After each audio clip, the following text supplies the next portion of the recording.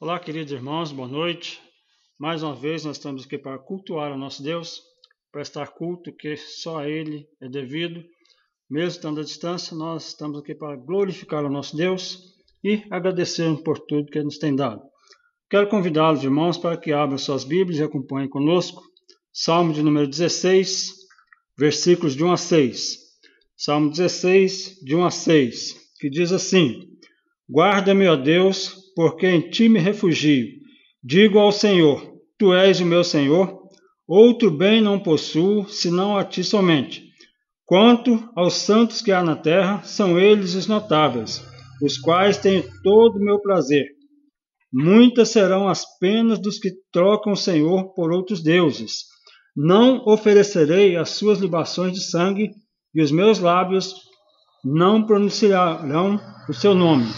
O Senhor é a porção da minha herança e o meu cálice. Tu és o arrimo da minha sorte. Caem-me as divisas em lugares amenos. É muito linda a minha herança. Amém? Nós vamos nos elevar a Deus em oração nesse momento. Vamos estar falando com o nosso Deus. Esteja curvando suas cabeças, fechando seus olhos. Vamos orar. Deus, nosso Pai, nós te louvamos, Senhor, pelo privilégio que temos, ó Pai, de prestar culto ao Senhor, de estar na Tua presença e meditar na Tua palavra. Abençoa as nossas vidas, ó Pai, abençoa as famílias da Tua igreja, abençoe, ó Pai, para que essa dificuldade, essa pandemia possa passar logo, para que possamos estar cultuando juntos no templo, ó Pai, buscando a Tua face, buscando a Tua vontade e fazendo, ó Pai, evangelismo, pregando a Tua palavra. Ser conosco agora, nós pedimos em nome de Jesus. Amém. Nós vamos ainda nesse momento estar entoando o hino de número 153.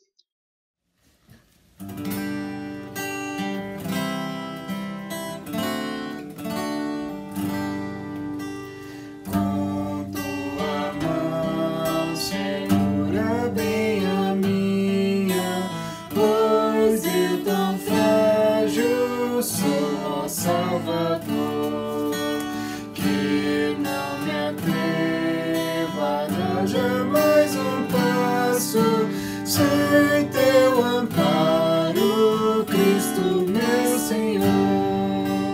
Com tua mão segura bem a minha e meu caminho alegre seguirei.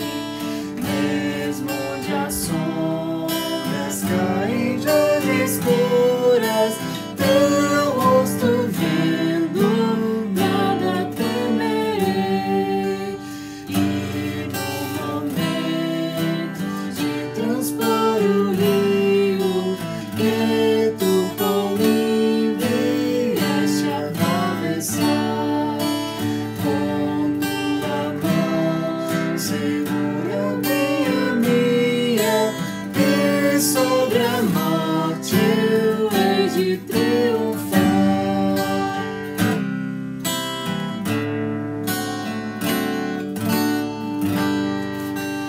Quando voltares lá dos céus descendo, segura bem a minha mão, Senhor. E meu Jesus, conduze-me contigo, por onde eu goze teu eterno amor. Amém.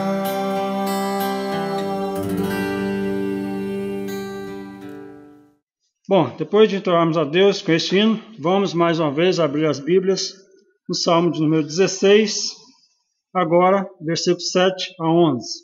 Salmo 16, versículos 7 a 11, que diz assim: Bendigo o Senhor que me aconselha, pois até durante a noite o meu coração me ensina.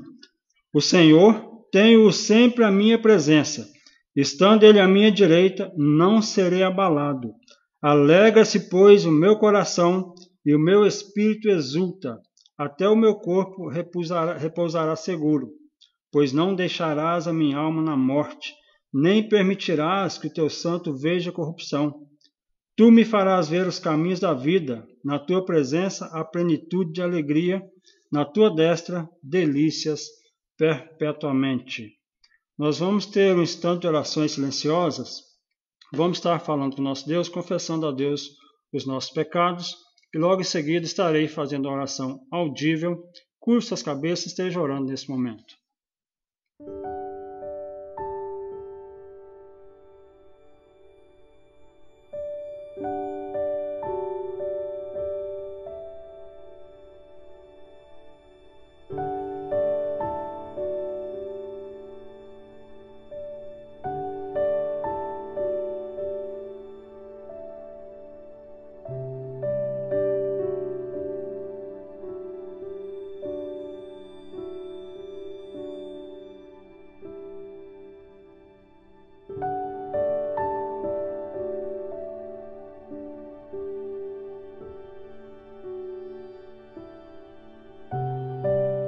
Deus, nós queremos estar na Tua presença, Pai. Nós queremos confessar a Ti os nossos pecados, as nossas faltas, ó Senhor, e pedimos, ó Pai, pela Tua misericórdia sobre as nossas vidas, sobre a nossa igreja, para que o Senhor esteja nos perdoando, nos purificando de todos os males, ó Pai. Prepara-nos, ó Pai, para ouvirmos a Tua palavra, fala aos nossos corações através dela, Pai. Perdoa, Senhor, nós pedimos em nome de Jesus. Amém. Nós vamos nesse momento estar entoando 2 cânticos espirituais. Vamos estar louvando a Deus.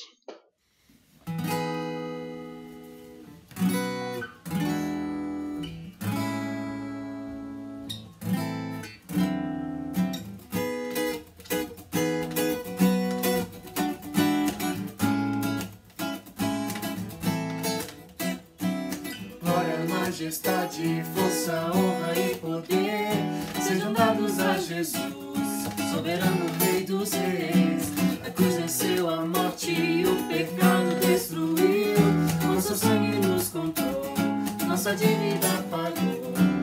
Glória, majestade, força, honra e poder sejam dados a Jesus, soberano Rei dos Reis. A cruz venceu a morte e o pecado destruiu, seu sangue nos comprou, nossa dívida pagou. Aleluia, Hosana, glórias ao Cordeiro.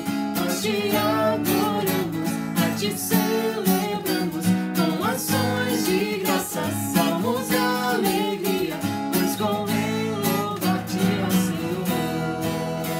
Pois convém louvar-te, ó Senhor. Glória, majestade, força, honra e poder sejam dados a Jesus, soberano Rei dos Reis.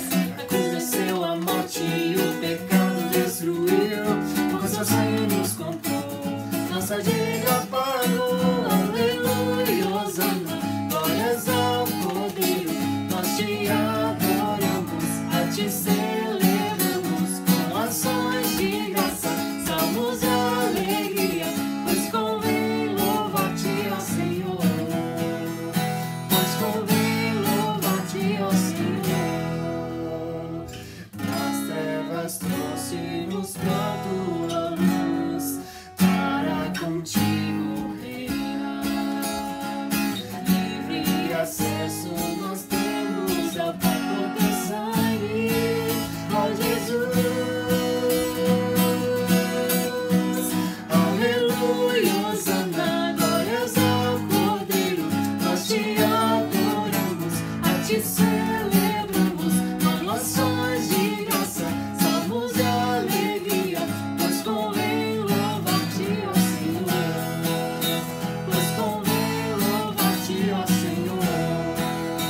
Pois convém louvar-te, ó Senhor.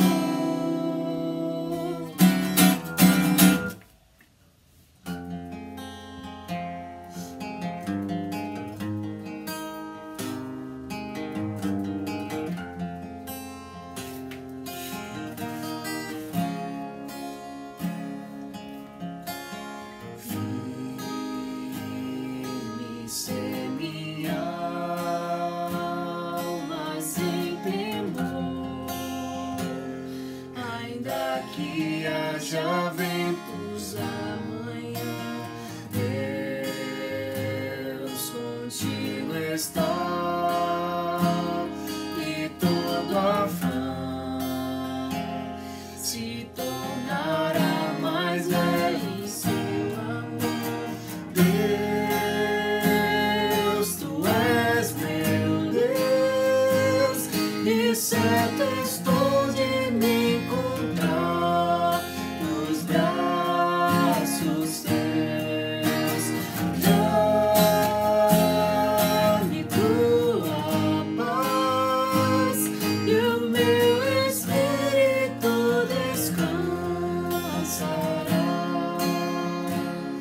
somente em ti.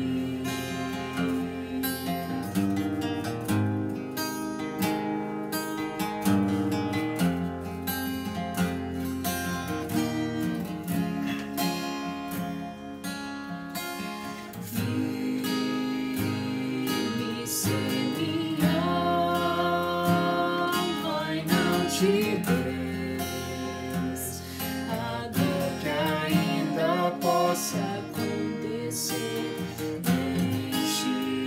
enches de esperança, amor e fé, e a tentação dispõe-te a resistir. Deus, tu és meu Deus, e certo estou de me encontrar nos braços teus. Dá-me tua paz e o meu espírito descansará somente em ti.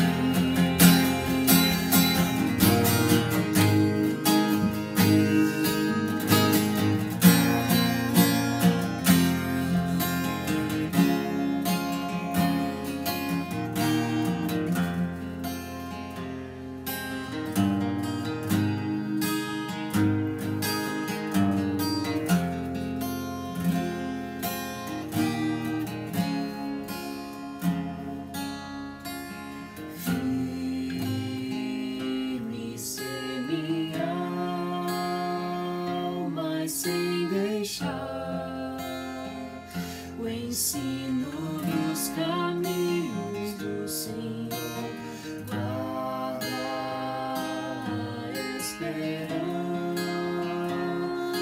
e seu amor, enfrenta a vida sem esmorecer. Deus, tu és meu Deus, e certo estou de me encontrar nos braços teus. Dá-me tua paz e o meu espírito descansará somente em ti.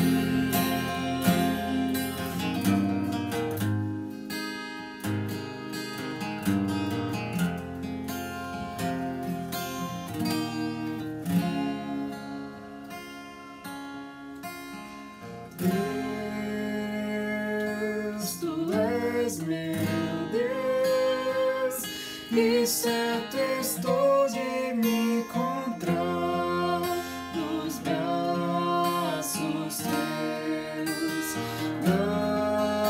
Dá-me tua paz e o meu espírito descansará somente em ti.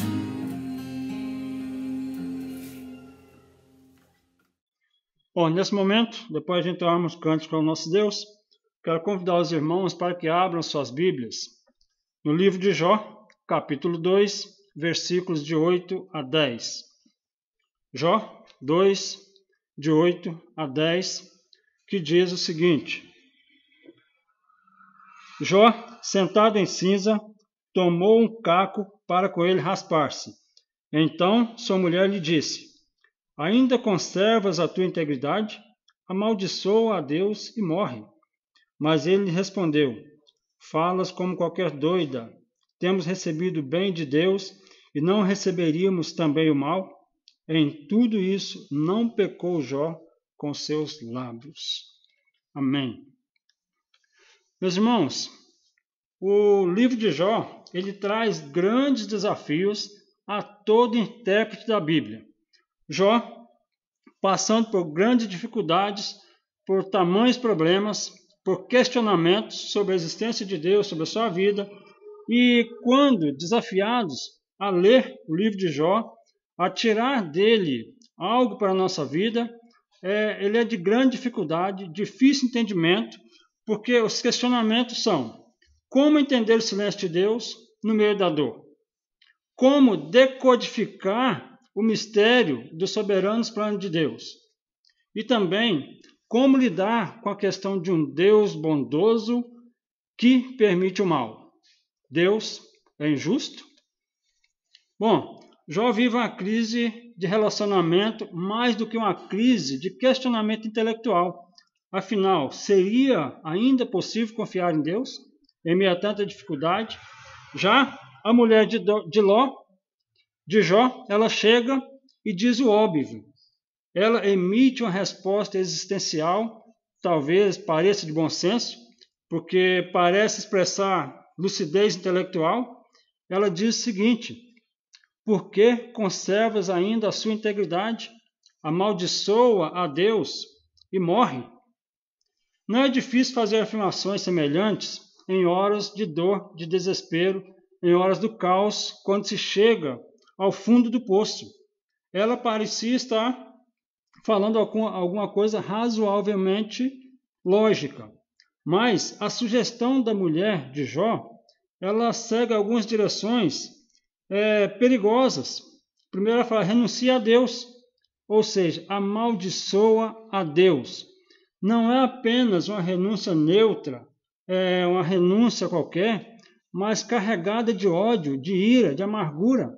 Ela sugere que Deus seja desprezado por Jó, oficialmente deportado da sua existência. Ou seja, é para apagar, é para amaldiçoar e não lembrar mais. Ela sugere que ele deixe de crer em Deus, mas que ele, mais do que isso, hostilize a Deus. E não raramente temos visto que as pessoas geralmente não apenas descreem em Deus, mas além de descreem, odeiam a Deus, e a indiferença, ela é a expressão mais sutil do ódio. E a mulher de Jó sugere uma resposta verbalizada de oposição e resistência a esse Deus. Não apenas descrer, mas amaldiçoar, deixar para lá, não falar mais com ele, não contar mais com ele. E ela sugere mais: desista de viver, amaldiçoa e morre. Subliminarmente, ela sugere uma espécie de suicídio a Jó. Ela diz o seguinte: que valor tem a vida na realidade que você está vivendo? Uma realidade dura e cruel. Para que viver? Sem esperança, doente, pobre, sem família, porque perdeu tudo, está enlutado, num mundo caótico. O que Jó podia esperar? Morrer parecia até uma saída plausível. É a sugestão de sua esposa, né? Mas Jó tem outro caminho. Rubem Alves escreveu um livro com instigante tema que dizia o seguinte: o que fazer quando não há o que fazer? E que direção, né, Jó podia tomar se não havia direção? Que rumo tomar se não há para onde ir? Algumas lições surgem diante desse texto quando nós vivemos essa situação. Primeiro, precisamos entender que sem saída é um falso pressuposto. Na vida sempre tem saída. Quando você assiste aquela trilogia do Senhor dos Anéis, os personagens estão sempre em apuros, sempre correndo, vivendo no limite da falta de opção. Quase que não há o que fazer. A morte é certa, iminente, e não existe escapatória. Não há como fugir da morte. A expressão sempre é: não há esperança. Apesar do mal ser tão concreto na ficção, ali, naquele filme, tão permeado por elfos, hobbits, místicos e magos, e não existir ali a ideia de Deus, mesmo assim os personagens sempre procuram e acham soluções alternativas, porque sempre há saídas. Mas sempre encontramos muitos, mesmo cristãos, mesmo dentro da igreja, que acreditam não haver saída. Não há o que fazer. Por exemplo, uma pessoa que enfrenta um doloroso divórcio, ela se sente ultrajada, envergonhada, apunhaladas em todas as direções. Um poderia simplesmente esquecer o outro, mas não consegue. Parece que a dor nunca será superada. Não é isso que acham? Mas há sempre saída. O doutor Edmundo Haggai, ele afirma que você pode perder tudo, mas se não perder a integridade, tudo poderá ser restaurado. Lendo o Evangelho e vendo pessoas que também fracassaram tanto na vida, chegamos à conclusão de que podemos perder até mesmo a reputação e ainda assim ser restaurado. Afinal de contas, o que confessa o seu pecado e o deixa alcança misericórdia. E ainda, o sangue de Jesus, seu Filho, nos purifica de todo o pecado. Sempre há saída, sempre há direção, principalmente se considerarmos a vida na perspectiva da misericórdia da graça divina. Porque, em segundo lugar, ter esperança não tem a ver com situações favoráveis ou não, mas com perspectiva. Se fosse Jó, na situação que estava, procurar esperança, de acordo com o que ele estava vivendo, ele jamais teria. E a sua esposa, vendo aquela situação, olhando as dificuldades de Jó e passando por tudo aquilo, ela não tinha perspectivas.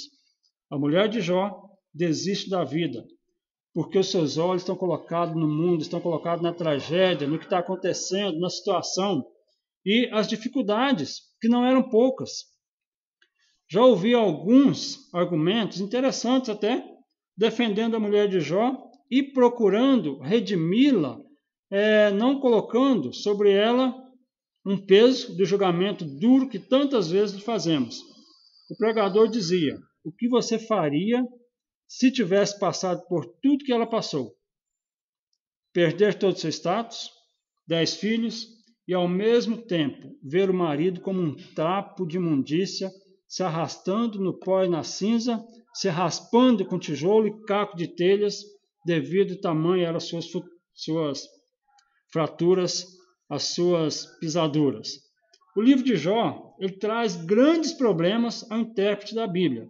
Suas questões são teologicamente graves, difíceis, né? Deus é um dos personagens do texto, mas que decide, de repente, silenciar-se, né? Ele parece não querer saber dos problemas de Jó, e sendo um dos personagens, decide calar-se diante da dor de Jó, e Jó está sempre perguntando o porquê das coisas, mas Deus permanece calado e parece muito distante. Por isso, num dado momento, a sua esposa cansa da sua resignação e explode. Ela não suporta mais, não aguenta mais a dificuldade, os problemas, a dor do seu esposo Jó, e traz o questionamento e traz um peso sobre Jó, que agora precisa, além de lidar com as dificuldades, com a dor, com as suas feridas, precisa também lidar com a sua esposa, que parece não estar entendendo mais o que acontece. E ela explode em resignação, dizendo o seguinte: por que conservas ainda a tua integridade? Amaldiçoa a Deus e morre. Jó 2, de 8 a 10, nós lemos. Como Jó responde quando não há esperança concreta? Ele foca nas perspectivas. Como podemos responder aos questionamentos do mundo, das pessoas, quando parece que nós estamos num lugar onde não há mais saída, um buraco sem saída, um caminho sem retorno, um lugar onde não há o que fazer? Primeiro, Jó tenta balancear suas experiências. Ele conhecia Deus e ele conhecia sua esposa. Ele tinha intimidade com Deus. E ele responde: falas como qualquer doida. Temos recebido o bem de Deus e não receberíamos também o mal? Ou seja, Jó, ele coloca o foco em Deus e principalmente na sua liberdade de exercer a soberania como quiser. Ele sabe que Deus é soberano, ele sabe que Deus pode todas as coisas, que Deus faz o bem, Deus é bom, mas permitiu o mal. Deus fez o bem e permitiu o mal. Não conseguimos entender esse exercício da sua soberania, mas Jó entende e se submete a essa vontade. E ele, quando recebe a primeira notícia da perda dos 10 filhos, aquela notícia que chegou como uma tempestade na sua vida, ele louva a Deus, ele presta um culto a Deus, dizendo o seguinte: nu saí do ventre de minha mãe e nu voltarei. O Senhor Deus deu e o Senhor tomou. Bendito seja o nome do Senhor.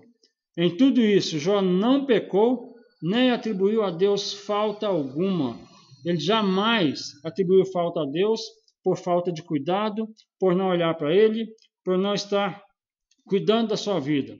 Porque Jó foca em Deus e não nas tragédias. Mas ele é ainda mais incisivo, ele vai mais a fundo. Ele não só foca em Deus, mas ele foca no caráter e na sua existência, ou seja, na existência de Deus.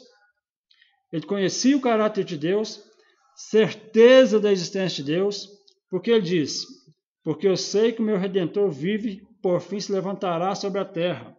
Depois, revestido este meu corpo de minha pele, em minha carne, verei a Deus. Vê-lo-ei por mim mesmo. Os meus olhos verão, e não outros. De saudade me desfalece o coração dentro de mim, porque eu sei que o meu Redentor vive. Que Redentor é esse?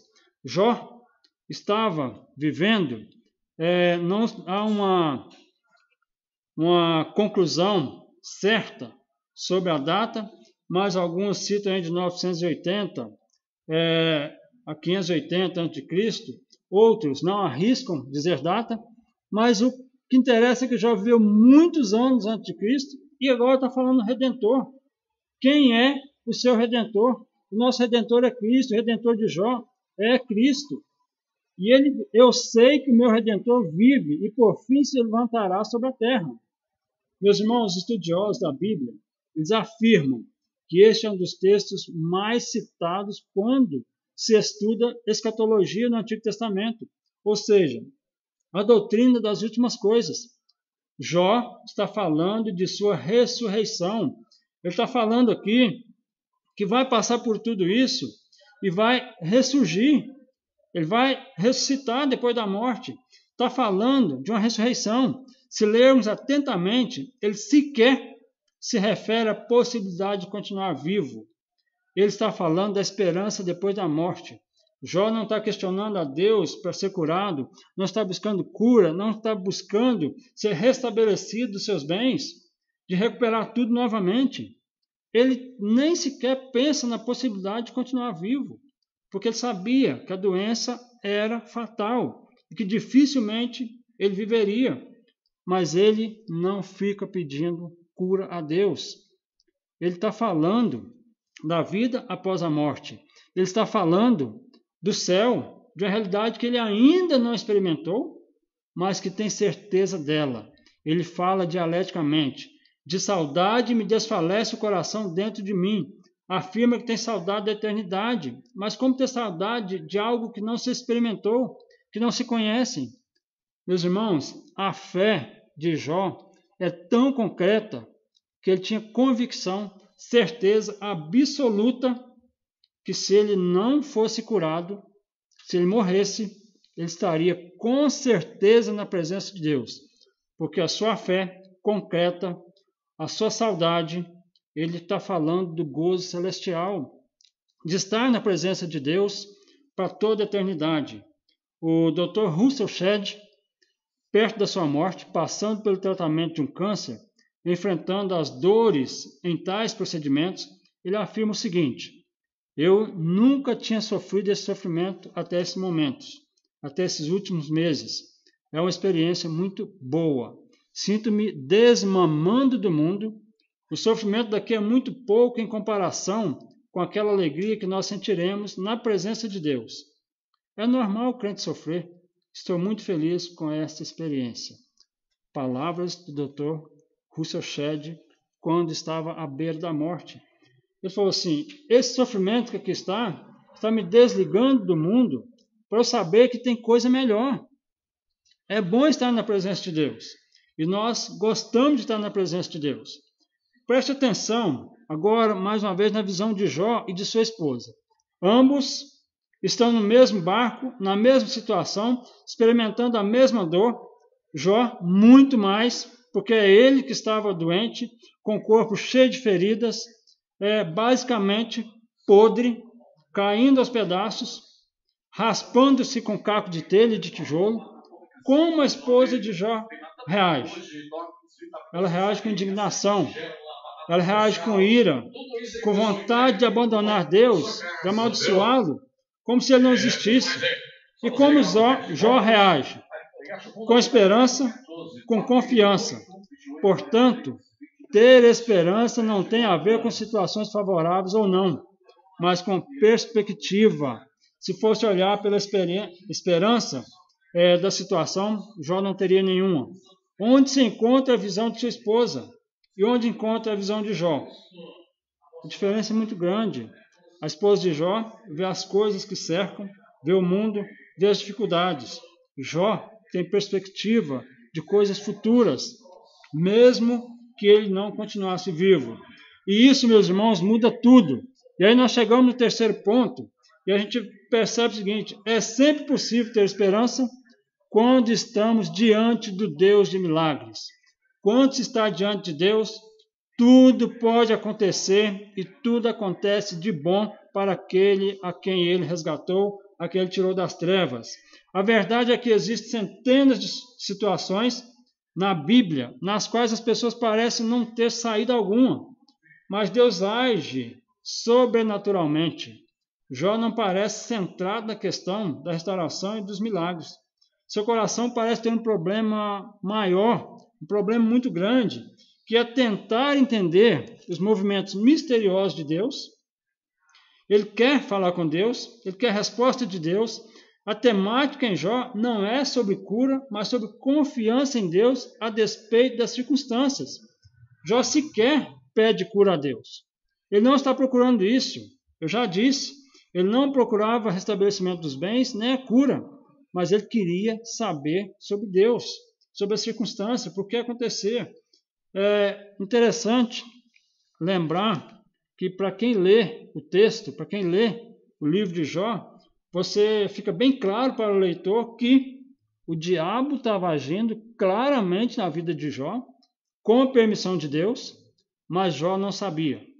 Jó não tinha ideia de que o diabo estava fazendo tudo aquilo com ele, que Satanás é que estava operando na sua vida e fazendo todo aquele estrago. Ele não sabia.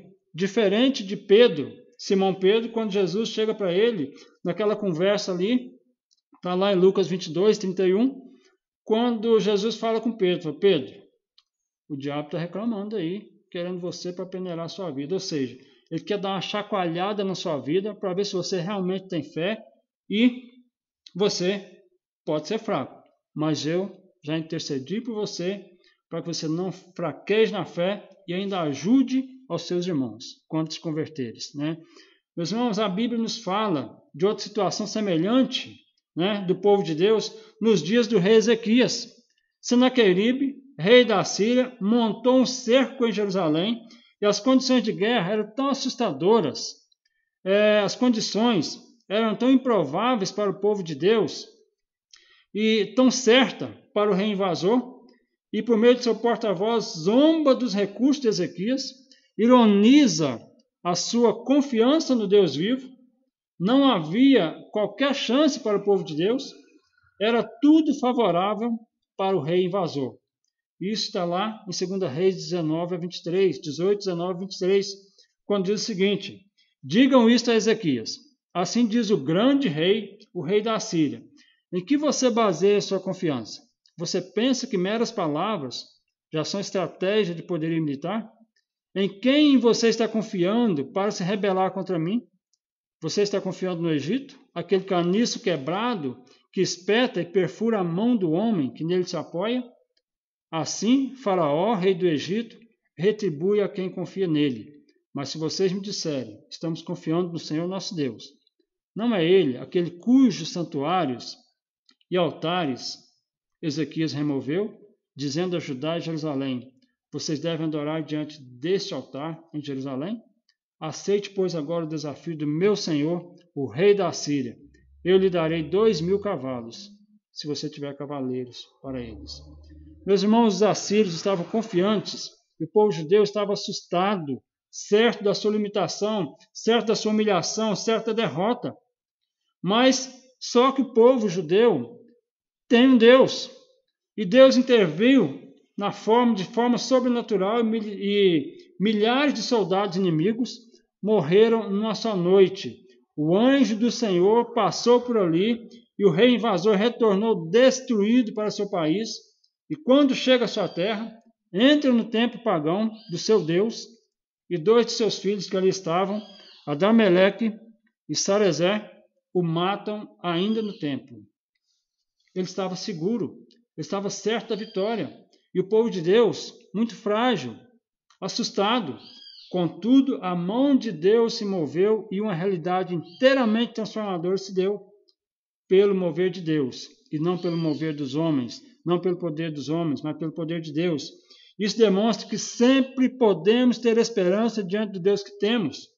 O Deus das Escrituras Sagradas não é limitado pelos nossos pequenos recursos, pelo que podemos fazer ou possuímos, ou pela gravidade das condições que enfrentamos. Ele é Deus. Acaso existe alguma coisa grande demais para Deus? Alguém poderia até perguntar, ou dizer, nem Deus pode ajudar. E já ouvimos muitas vezes isso. Algumas vezes a pessoa fala, isso aí nem Deus muda. Essa situação nem Deus vai resolver.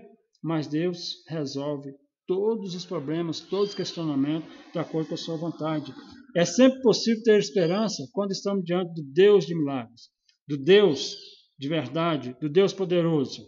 E para concluirmos, meus irmãos, o livro de Jó não termina de forma desoladora, mas repleto de esperança. Quando diz lá em Jó 42:10, mudou o Senhor a sorte de Jó quando este orava pelos seus amigos. E o Senhor deu-lhe o dobro de tudo que antes possuíra. Meus irmãos, tudo é tão trágico, tudo é intenso, é profundo, lá no início do livro. Mas tudo agora é tão poderosamente transformador no final. Muita bênção, é muito claro. A presença de Deus muda o cenário, transforma a história, e não é disso também que fala o Evangelho. Não é isso que quando você lê os Evangelhos, você lê a história de Cristo, é isso que acontece. Consideremos, pois, a morte de Cristo. A cruz parece o fim da vida. Cristo foi derrotado. Não há esperança para a humanidade. A humanidade, essa que sentenciou injustamente o homem mais justo que pisou sobre a terra. A cruz é o veredito do fracasso humano. Os homens rejeitam a luz, a encarnação do próprio Deus. Jesus é aparentemente um fracassado, cheio de utopias, que aos 33 anos é sentenciado, colocado numa cruz, humilhado por causa dos seus sonhos de salvar a humanidade, de dar força aos fracos e atender aos necessitados. Ali está a cruz para dizer, não há esperança. Ali está a cruz para dizer, a morte venceu, tudo acabou, não há saída, você perdeu. E os discípulos parecem entender mais o recado da cruz, o recado da morte, que Pedro olha para um lado e para o outro, meneia a cabeça, fica pensando e diz o seguinte, vou pescar. Porque não há mais saída, não há mais o que fazer, não há o que pregar, não há o que ensinar, não há o que fazer daquilo que Jesus ensinou. O projeto de salvar o mundo, de dar esperança aos pobres, de impactar a história, acaba aqui na cruz. Não há mais saída. E ainda, 2 discípulos decidem retornar à sua antiga vida na aldeia de Emaús. E eles dizem o seguinte, nós esperávamos que ele fosse o Messias. Falando cabisbaixo, com a tristeza profunda no coração, pensando que ele era o Messias. Nada mais existe, o sonho acabou. Nós temos ali na cruz um cenário de morte, frustração, desolação, tudo acabado. Uma comunidade com cerca de 120 pessoas sendo zombada do falso messianismo, do Jesus de Nazaré, que acabou em desgraça. Como tantos outros da história, acabou no fracasso. Jesus é levado para um túmulo, sentença final de uma vida sem propósito, uma pedra enorme colocada em cima do assunto e acabou, não existe mais. Mas só que o cenário muda. No terceiro dia, a coisa fica diferente. A morte dá lugar à vida a desesperança desaparece, o sonho renasce. Ele ressuscitou. Dizem aquelas mulheres que foram visitar o túmulo, que foram lá para ver Jesus, para ver o corpo e embalsamá-lo. Mas isso parece um delírio, né? Diz Tomé, o Dídimo. Ele reage para ela, alucinação. Não crereis se não colocar minhas mãos nas suas feridas. Logo em seguida, logo a próxima aparição de Cristo, ele corre, coloca ali o seu dedo nas feridas de Jesus, então passa a crer. Ele fala, Senhor Deus, Senhor meu, Deus meu. Meus irmãos, o Evangelho nos fala de esperança viva, e sempre há esperança quando estamos diante de um Deus vivo, sempre há esperança quando confiamos nesse Deus, sempre há esperança quando não jogamos a toalha no primeiro desafio. O Evangelho não termina com a nota de desânimo, mas com uma declaração de júbilo ao Cordeiro que foi morto, mas vive. É possível, sim, que alguém que esteja nos ouvindo agora, nesse momento, esteja numa situação limite. E são aparentemente tantas situações, tantos desfiladeiros, estradas sem saída, sem retorno, buracos sem fundo, não há como sair. Uma noite pesada, dor intensa, esperança nula, medo dominando, invadindo a alma. Tudo sem esperança. Tudo parece que é o fim. Quantas pessoas encontram-se à beira da desistência, envergonhadas, cansadas, desiludidas, frustradas, irritadas, zangadas com a vida, com Deus, com tudo. Se elas soubessem como a vida tem o poder da mudança, elas se entregariam totalmente a esse Deus vivo que muda todas as coisas. Nós estamos encerrando, chegando ao final, mas mais uma historinha. Nelson Mandela, um grande estadista, conhecido por todo mundo, foi opositor político do governo que defendia o apartheid na África do Sul. E por causa da sua luta contra a discriminação, ficou preso cerca de 30 anos. Provavelmente deve ter ficado triste, desanimado e muitas vezes zangado, considerando que essa seria a sua condição para sempre. As coisas, porém, mudaram. Um novo capítulo foi escrito na sua história de vergonha e abandono, e ele termina seus dias como um presidente respeitado, morreu reverenciado por nações do mundo inteiro como referência histórica. Grande estadista e chefe de Estado, porque nunca desistiu. E mais algumas afirmações sobre mudança de vida que são verdadeiras pérolas. Uma de John Kennedy que diz o seguinte: a mudança é a lei da vida, e aqueles que apenas olham para o passado ou para o presente irão com certeza perder o futuro. E um escritor também diz o seguinte: quando a gente acha que tem todas as respostas, vem a vida e muda todas as perguntas. Ou seja, não adianta ficar questionando Deus, questionando as coisas, questionando os porquês e ficar inventando história para se afastar de Deus. Porque Deus é soberano, Deus é justo, Deus é capaz, e Ele faz tudo para o seu povo, tudo para que nós tenhamos o melhor e vivamos de maneira boa e agradável na Tua presença. Que Deus assim nos abençoe, que Deus esteja sempre conosco. Nós vamos mais uma vez cantar o hino de número 74, e logo em seguida nós estaremos orando e impetrando a bênção apostólica.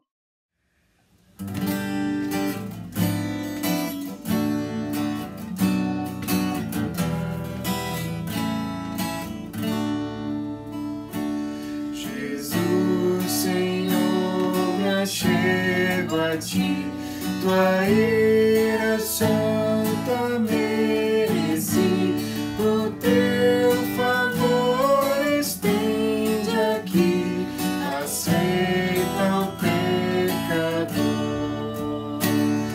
Eu venho como estou, se venho como estou, porque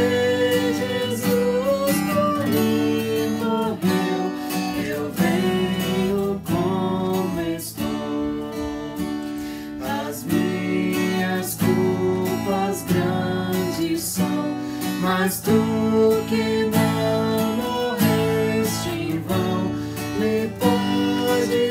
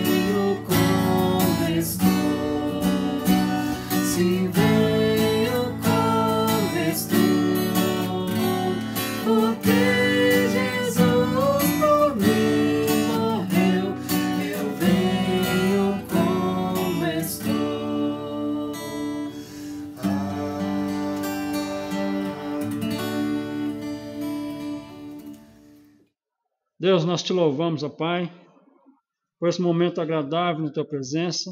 Nós te louvamos, Senhor, pelas tuas misericórdias sobre as nossas vidas. Mesmo, Pai, que temos que enfrentar dificuldades, assim como Jó pôde enfrentar, pôde ser restabelecido para a honra e glória do teu nome, Pai.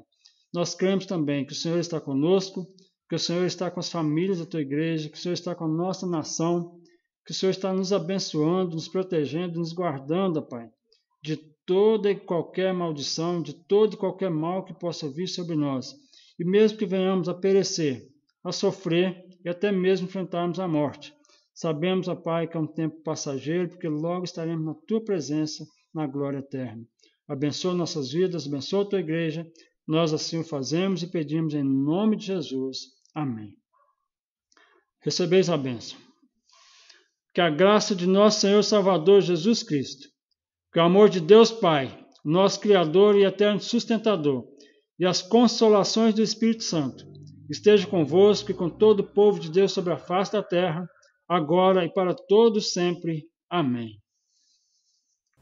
Irmãos, é importante também nós deixarmos alguns avisos. Os dias de culto que nós tínhamos na igreja, terça e quinta-feira, escola dominical e também o culto no domingo à noite, nós sempre teremos um culto, uma programação. Na terça-feira, às 20 horas, na quinta-feira, às 20 horas, 8 horas da noite, e na escola dominical, no domingo, às 9 horas, nós teremos os nossos cultos no mesmo formato, pelo Meet.